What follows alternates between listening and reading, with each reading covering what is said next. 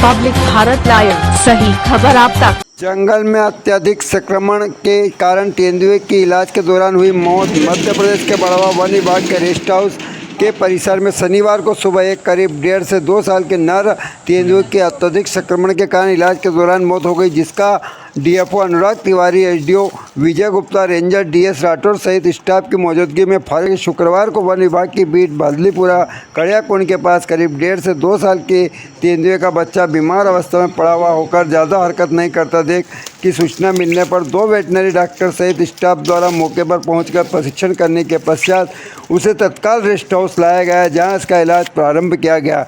इस पर सतत निगरानी रखी गई थी। गुरुवार सुबह से चिड़ियाघर इंदौर ले जाना था, लेकिन सुबह उसकी मौत हो गई। इस पश्चात चिकित्सक doctor Suresh Baghel, doctor Manisha Chauhan, doctor Narendra Bhaware और सत्यम छेत्रे की टीम द्वारा उसका पीएम किया गया, जिसमें प्राथमिक तौर पर तेंदुए के अत्यधिक संक्रमण का शॉक लगना पाया गया। जयंती माता स्थित महाशिष संरक्षण केंद्र जंगल में डीएफओ, एसडीओ सहित डॉक्टरों एवं स्टाफ की उपस्थिति में उसका अंतिम संस्कार हुआ। बड़वा से संजय उपाध्याय की रिपोर्ट।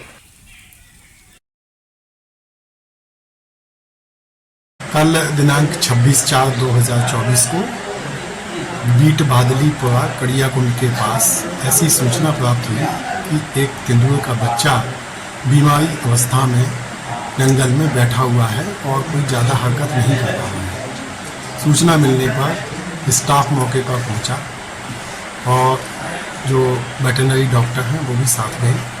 परीक्षण किया गया तो पाया गया कि उसमें कोई हलचल नहीं है। उसको तत्काल रेस्क्यू कर रेस्ट हाउस लाया गया, जहां पर उसे बोतल चढ़ाई गई। डॉक्टर के द्वारा कुछ जो है इंजेक्शन भी बोतल में डाले गए और उस पर सतत निगरानी रखी गई।